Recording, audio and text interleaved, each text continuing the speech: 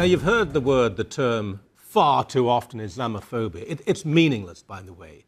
I've never met anyone who actually has an incredible fear or hatred of Islam and Muslims. Why would you?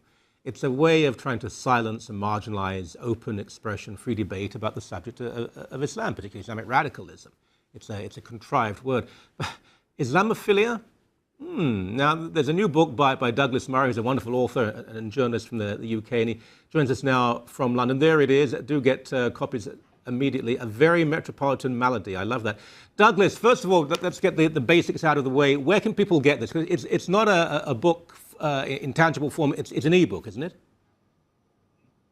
Exactly. It's the first time I've done an e-book, the first time I've been persuaded to do it. And you can get it on your Kindles, on your iPads, everything else like that.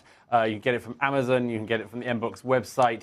The great advantage, as I've already realized about the whole e-book phenomenon, is that instead of a publisher saying, well, this highly relevant and topical book can fit somewhere in our 2017 catalogue, it can come out, as this one has, within a week. So it's right up to the moment, topical, post-Woolwich, post all of the terrible things that have happened recently. There it is, available in all good Kindle stores, whatever they may be. Excellent. So go and buy it straight away. And by the way, is this Melanie Phillips' new publishing house? It is indeed. Right. It's the first book to come out since her launch catalogue last month. Okay, and for those, Melanie's been on the show in the past, we'll have her on in the future, a fine journalist who, again, has been attacked and condemned, the most vicious things said about her, libel, really, simply because she thinks and writes outside of the box. Now, this term, Islamophilia, did you coin the term?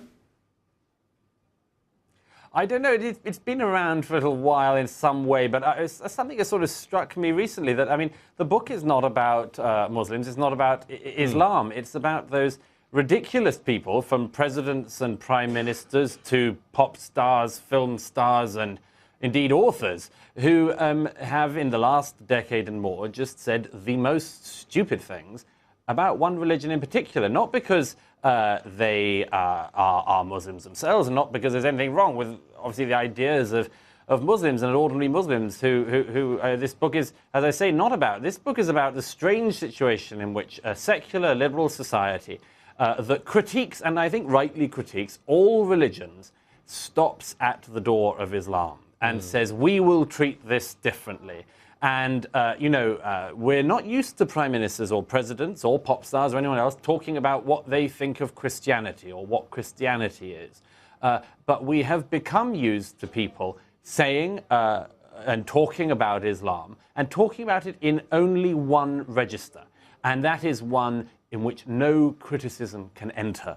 They talk about it in that way for lots of reasons, but I mean, among them are, at the very top, simple fear. Yes. Simple fear that if they don't say only obliging things, they might get killed. They don't admit that very often, but that's obviously a large part of it. And another part of it is the simple desire to be seen as a lovely, liberal-minded person who's endlessly open. And that may be the silliest bit of all. Yeah. You know, there was a movie a few years ago, V. I didn't think it was very good, but a lot of people seem to rather like it. That's where we get these Guy Fawkes masks worn by some of the occupiers and so on. Stephen Fry, he's a very talented man, very gifted man. Stephen Fry is in the movie. Now, the movie, there's certain subtext, as you probably know. It's quite anti-Christian. The sort of semi-fascistic establishment in power is really Christian-based. Stephen Fry has a copy of the Quran hidden away because if people know he has it, it'll be taken away. He'll be in trouble. Now, Stephen Fry, I know he's an actor reading a line, but he didn't have to do that. Stephen Fry is half Jewish, he's an atheist, he's gay. I mean, this is the perfect cocktail for hatred for a Muslim. He praises, he raves about the Quran, the Muslim holy book, in this movie. You just sit there and think, Stephen, you're doing this in a post-Christian society, I suppose, that gives you that freedom and pluralism. Yet you're talking about a holy book that, if implemented in any nation state, would lead to you probably being incarcerated or killed. Yeah, I mean, Stephen would be the first person against the wall. I mean, he'd probably have a choice over whether or not the wall was pushed on him or whether he'd be thrown off the top of it. But he wouldn't last very long.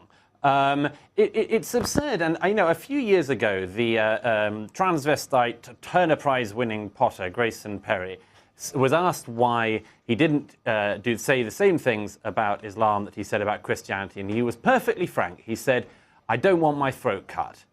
At least he was honest about it. Most people aren't honest. But you know, two of the cases I give in this book are two very well-known novelists, both of whom at one point in the last few years said something that was deemed to be critical of the Islamic holy texts. Both of them within 24 hours, Sebastian Faulks and Martin Amis, both of them within 24 hours completely retracted, positively slobbered about their religion. I mean, they said it was that Muhammad was perhaps the most extraordinary man who'd ever lived, and so on. Why did they say this? Because of fear. Because of simple fear. And if they could just do what the Potter, Grayson Perry did and say the reason we have said this is because we are in terror, it would be some advantage, I think, for everyone. But, you know, to hear these people holding themselves out, and Stephen Fry, another one, to holding themselves out as critics of everything that is very comfortable to be a critic of, and not to mention this, is the symptom of our age. You know, I say in the book that some people who have been so used to poking at empty hornets' nests for their whole adult lives find a real hornet's nest and they run away. That's beautifully put. Do please go right now. You don't even have to leave your house. Go to the internet and Amazon and Chapters and download this. It's essential we do understand what is going on. It may well be, God forbid, but it may well be too late unless we act now. Douglas, always such a great pleasure, my friend. Thank you so much. Such a pleasure, Michael.